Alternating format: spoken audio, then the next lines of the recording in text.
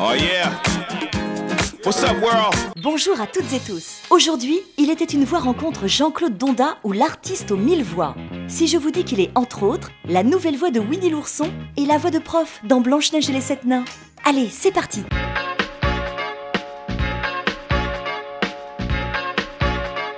Jean-Claude, tu es la voix de prof dans Blanche-Neige et les 7 nains. Comment s'est passé ce doublage? Quel souvenir tu en gardes?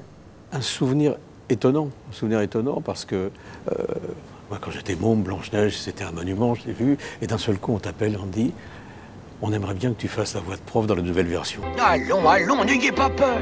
Allons-y. Allons au bassin. Nous laver les mains. Relevons nos manches, mettons-nous en place. Vers l'eau, nos corps se penchent, lavons-nous la face en faisant... Alors, tu es la nouvelle voix de Winnie l'ourson. La queue de Bourriquet? Mais qu'est-ce qu'elle a, sa queue? Eh bien, elle n'est pas là. Oui, c'est ce que je vois. Alors, tu nous as apporté un micro. Quelle est l'histoire de ce micro? C'est un Shure. Alors lui, il n'a pas d'histoire particulière, mais moi, je collectionne le micro depuis une quarantaine d'années. Parce que s'il n'y avait pas ça, il n'y aurait pas ça. Je veux dire, bon, c'est vrai que 250. Jean-Claude, tu prends la relève du grand Roger Carrel. Comment s'est passée cette relève? Cette relève s'est passée extrêmement bien parce que Roger m'avait déjà demandé, il y a plus de 15 ans, de faire la voix chantée de Winnie en raccordant sur sa voix parlée. Donc on a travaillé ensemble tous les deux comme ça pendant des années. Et lorsqu'il a décidé d'arrêter, c'est notre... Je le dis toujours avec beaucoup d'émotion, c'est notre maître, c'est notre pape, entre guillemets, à tous. Et je tente, moi je fais le maximum pour respecter ce qu'il a fait, parce que ce qu'on m'a demandé, c'est d'essayer d'être le plus proche possible de Roger, justement, pour assurer cette continuité. Un Jedi enlevé, Ahsoka Tano est portée disparue en mission. Capturée puis relâchée au cœur d'une jungle hostile, elle lutte pour rester en vie avec l'aide d'un petit groupe de jeunes novices Jedi. Il faut dire aussi, Jean-Claude, que tu as une palette vocale très impressionnante. Quand on regarde la série Gorg et Lala, on constate que tu fais plus de 80 voix sur le rôle de Gérard. Alors ça, c'est un gros travail. Ça, c'est un énorme travail. Je fais cette série avec mes petits camarades, c'est Audrey Lamy et Michel Elias. On travaille tous les trois là-dessus. C'est un boulot énorme. Alors, il me semble, Jean-Claude, qu'il t'est arrivé quelque chose d'assez improbable en séance de pub. J'arrive dans le studio, il était 9h30 le matin. Et là, on était plus proche du cabaret que du studio. Ils étaient 12 là-dedans. Et il y a une dame assez imposante qui arrive vers moi, qui me fait « Bonjour, c'est vous, la voix ?» Oui, madame, parce que c'était comme ça à l'époque, c'était pas de comédien, machin, la voix. Bon, oui, c'est... Et alors voilà, elle me tend un papier et je regarde, et je lis, pétrole, des cheveux beaux et musclés. Je dis voilà, bon, bah, très bien, je fais. Elle dit alors, lisez. Ben, je lui dis écoutez, je viens de le lire. Oui, mais relisez encore. Bon, alors je relis le texte, ça y est, je connais. Elle dit bah, alors vous voyez que ce texte, c'est un texte publicitaire à tendance intimiste, n'est-ce pas? Et ce que j'aimerais, c'est que le ton que vous allez employer ne soit ni intime ni publicitaire.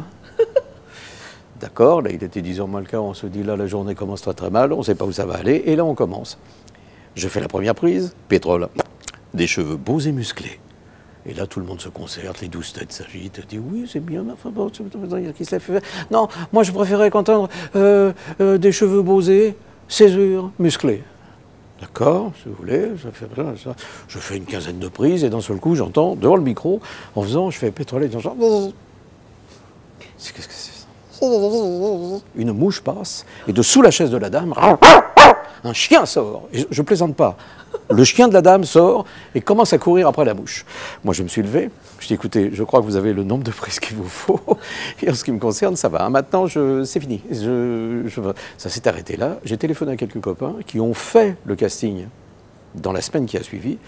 Et finalement, cette pub n'est jamais sortie. Alors, Jean-Claude, il est temps pour nous de passer à l'impro libre. Alors, l'impro libre, tu sais que ça va être une impro écrite. Parce que j'ai pensé un petit peu à toi, donc j'ai dit, j'écris. Alors, je t'ai préparé un tout petit papier. Bonjour les filles, préparez-vous comme poudrier.